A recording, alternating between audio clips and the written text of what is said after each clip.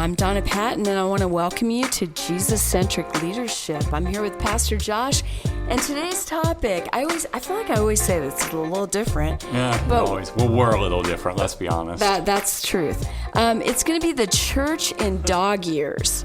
Now, I have a dog, and she's 9, and which I think you multiply that by 5, so I think 7.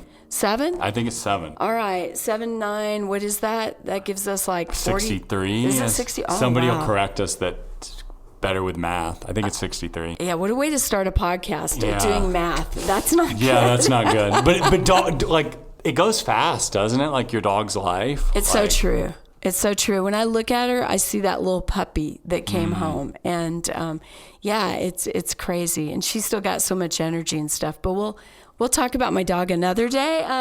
But today we're talking about the church in dog years. And tell us a little bit of what your heart is with this. Yeah, well, I mean, it really is, like, it is talking about your dog to start off. Like, we do have to do that, right? Like, you get a puppy, and they're so tiny and cute, and like there's a part of me that, like, if they always looked like a puppy, I think maybe I'd want a dog. But there's other problems with a puppy, right? Like, right. But they grow quick, right? Like their paws are huge, but then they go from this little, I don't know, like 10-pound puppy, 5-pound puppy to being like 80 pounds, right? Correct. Like, and all that happens, what, like 9 months? Yeah, it goes fast. Yeah, and so like whereas humans are a lot slower. Like my kids aren't full grown, and the oldest is 7, right? But it just goes so much quicker, and that's why I don't know if it's true or not or scientific, but like they say that for every 1 year for a human, it's actually 7 years for a dog. Like it's the equivalent, right? Correct. And that's kind of the idea. That's kind of the idea that we want you to think about a little bit, like within how the church works, right? How just the perspective that people have in the church is different, and kind of the difference perspective we're talking about is a difference from like the staff perspective of time in the church versus a member's perspective of time in the church. So I wanted you to speak a little bit more about that. So are you saying that if I'm a member and I'm walking in and I see something and I want change, that change is looking different on our end as full-time staff than it might be to the average member who's coming in? Yeah, and I think it's probably, I think it sometimes happens that members want the change to happen really quickly, but I think a lot of churches is the question of why did it happen so quick? And I think that's where this analogy is most helpful. Why did it happen so quick? And here's kind of the, a little bit of math for you. But the average staff, let's say, and you and I maybe work more than this, some or less, but like if the average staff averages 50 hours a week, which isn't crazy, and we're probably thinking about ministry more than 50 hours a week, right. Even if we're physically working 50, 60, like, so if we go 50, that just for sake of argument, that's 2,600 hours that we would spend working every year, 2,600 hours. Now, if we compare that with someone who just comes to service every Sunday, that's actually, we spend 50 times more of our lives in the church. And we should, because we're paid. Right. It's our job. So I'm not bragging. I'm just saying we spend 50 more times the energy. But then if you jump down to, let's say you come to worship every week and then you volunteer 5 hours a week, which is a pretty high level volunteer. Right. Like those of you who are giving us that much, thank you. Like that's huge. But still you only spend 1/8 of the time that we as staff do. And that's not only, you don't only spend, but that you're just looking at that comparison. Right. All right, so I can get a little lost in numbers. Yeah. Again, that's not my gig. Mm-hmm. But what does that say? So when I'm coming in as a volunteer and let's say I have a heart for student ministry and I want to see our students serve more. Yeah. That's the example. Yeah. What is it that you're trying to say here? Hey, that's a great idea.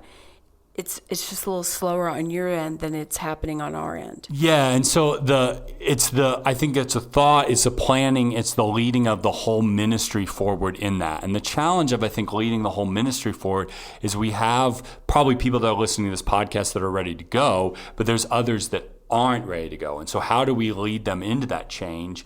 And then understanding some people are ready for change and some people it's going to take a while. Some people are going to look at, well, you want us to serve more, and it feels like you just made that decision on a whim. And the reality is we could have spent hours in prayer, hours in discernment, hours in a conversation before we ever made that decision. But all you did is, or not all you did, but from your vantage point as a volunteer in our church, is you walked in and we made this change. But you don't see all the planning, the preparation, the work that it takes to make that. Right. And conversations and things that are happening behind the scenes that we're not always able to share, whether it's confidentiality or sometimes things take a little bit. Yeah, and or honestly, we can't communicate everything that's going on. Like I can't have an hour video to tell you everything I was thinking about every day or everything that I worked on every day, right? Like it's just the reality of it that this isn't about the passion or the dedication to our ministry or wanting our ministry to move forward. It's just simply it's a practical problem we have in the church because of the hours that we're spending at different things. You're out being an engineer, or you're out doing this, or you're out doing that, and I'm here working on the ministry. Donna's here working on the ministry. And so it's just a practical kind of place that sometimes we as lay leaders and staff, sometimes we don't see eye to eye. It's just a nature of not the passion for the ministry, but the time spent in the ministry. Am I wrong to say that also it could be because of our lack of board structure also, right? Because board structure seems to slow things down. When back in the day when we would have a youth board, I couldn't just say, I did a meetup last night. And they had some really great ideas, the family that I met with. And in back in the day, or at some churches, you would have to take that back to your board. So somebody comes with an idea, it's got to go through the board. They have to pray, think, discuss. We may take 3 months to do that. Then it might come back to me with their approval, and then I could take the next steps to move forward. So you're looking at 6 months to a year before something can really go. We have a little bit more space here to be able to make those decisions and not have to run it through a board, which may make it seem a little expedited also. Yeah, absolutely. Because again, if we're asking people to have a meeting, like if we get a great idea, we got to maybe wait for the next meeting, and then they have to think about it and decide at the next meeting if we can do it or not.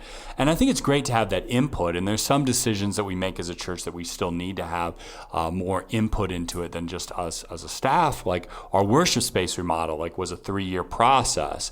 And some people would say, well, that's far too long. Well, because we worked together on it as a church and got a lot of input, it did take that long. And that's just an example of, in all actuality, we could have done that in 6 months, theoretically. But because we worked together on it, it does slow it down. And for some people, it felt like 6 months. Yeah.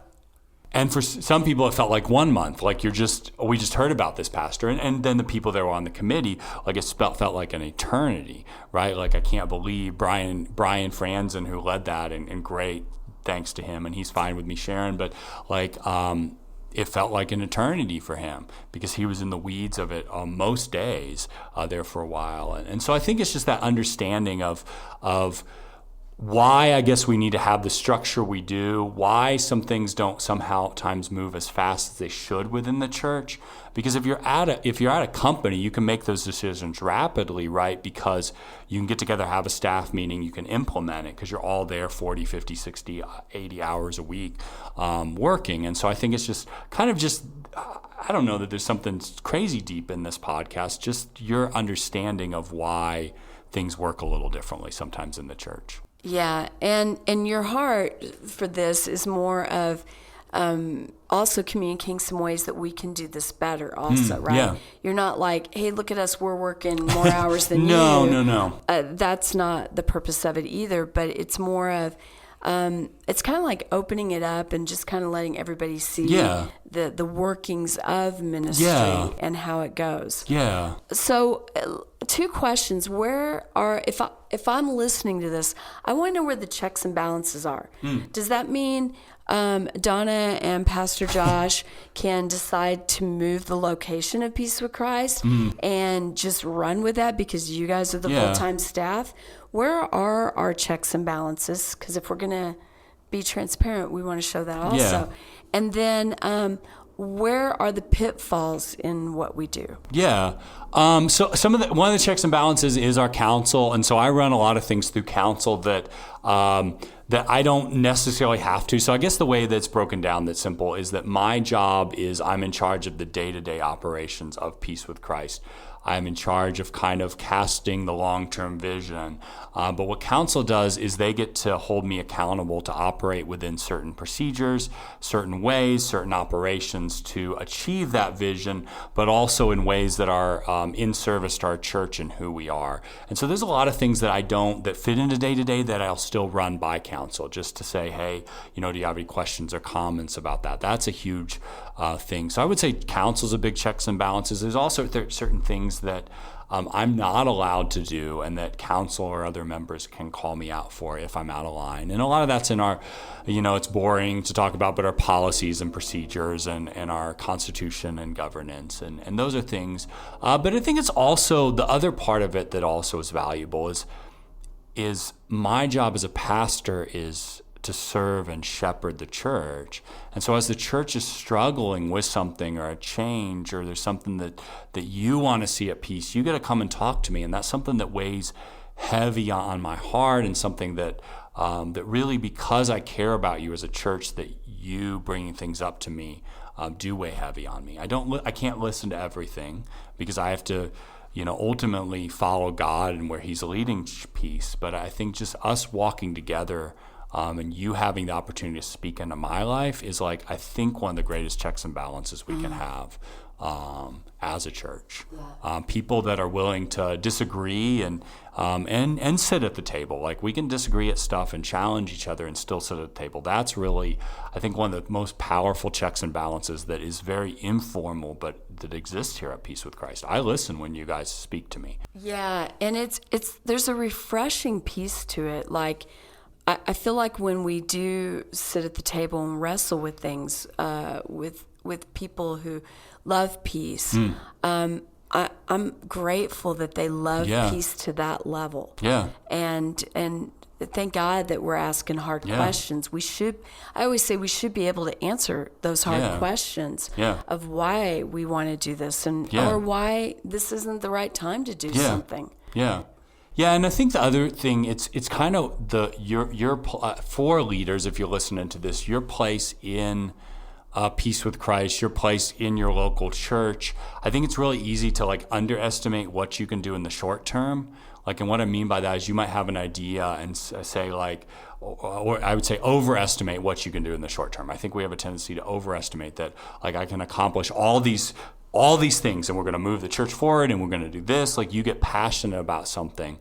But what I would say is we have the tendency, although we overestimate what we can do in the short term, we underestimate what we can do in the long term. I think what your impact is what's one little thing that you can do for your church on a regular basis for the next 5 years, and what can God use to accomplish that? If somebody wants to start a more robust prayer ministry here, right? You could go out and you could, work 40 hours a week for your church getting that going, but maybe the best thing you can do is just pray with one more person each week. And so I think those are the things that as the church operates kind of in this dog years analogy, staff are moving forward in a lot of ways, and sometimes we're doing that quickly.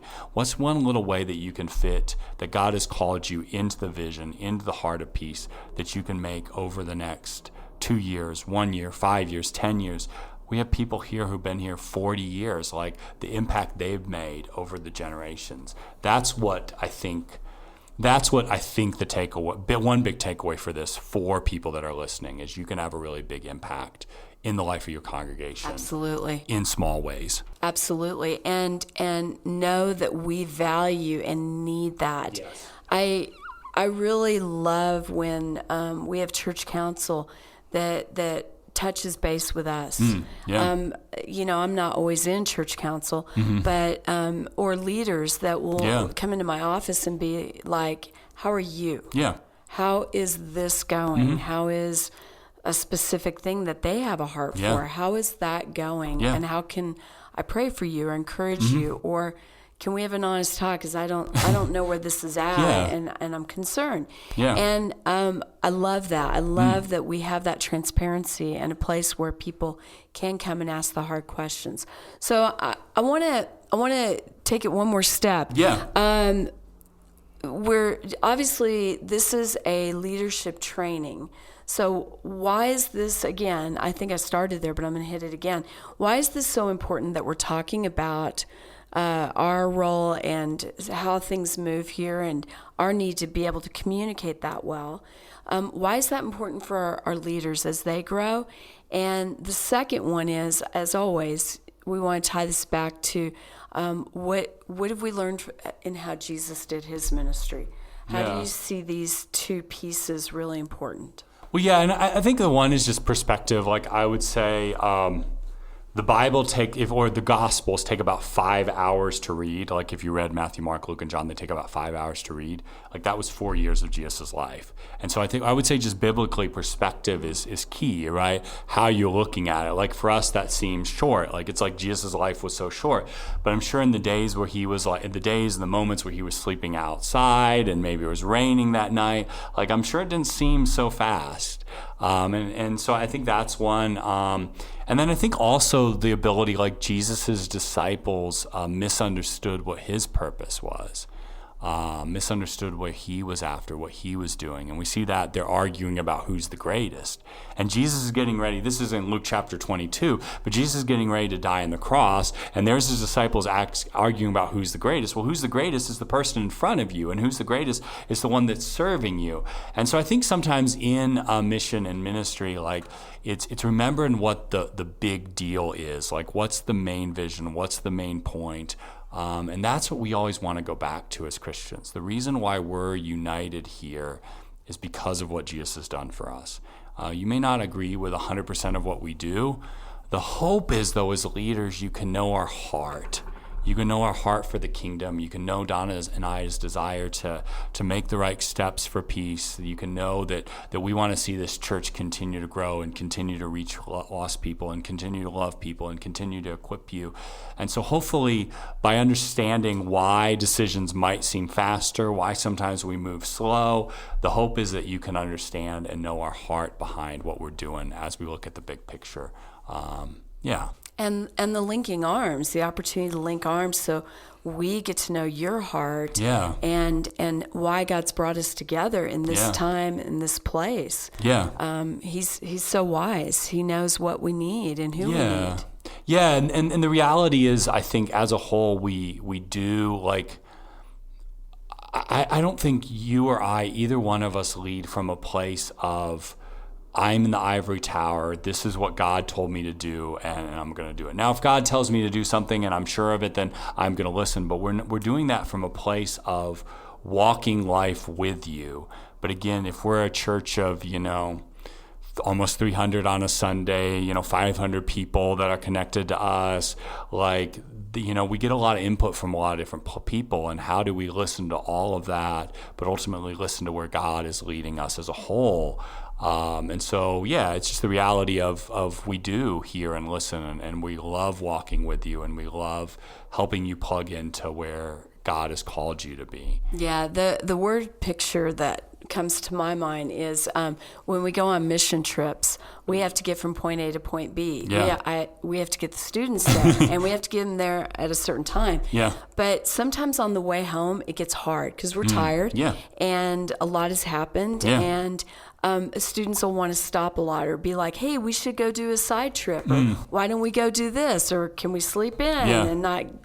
And if sometimes we lose the vision of where we have to go and when we need to be there by, we can get really distracted. And that they're great ideas, but maybe not necessarily what needs to happen in that moment. And in ministry, there's a lot of deciphering that. God has rolled that vision out, and to get there is really a strategic it's got to happen. But in the meantime, we get to link arms and we get to do this together.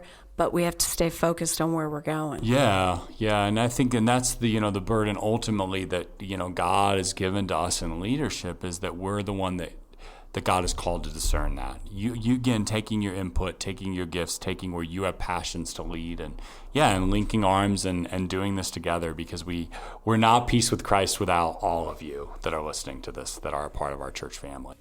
And we especially give thanks for you as leaders for taking this journey with us, for being willing to listen to these podcasts, to grow in your leadership, because we need you. Yeah. We need you. We will only get as far as God's calling us to be on our knees and together. Yeah. And we're just so thankful. We have those conversations a lot about the people that God's called to peace in this season and where we're going. Yeah, and the church needs more leaders, not less leaders, not more people that just do what I tell you to. Like, we don't need that. We need more leaders who are wanting to impact people for the kingdom of God. Amen. And we need more puppies, because I'm actually looking for a lab puppy. Oh, no. That's news to me. Yeah, I know. My son says I shouldn't. But, as we look at this whole dog years now, I'm like, maybe I should get a puppy again. But, thank you so much for joining us today and for taking your time to join us for Jesus Centric Leadership.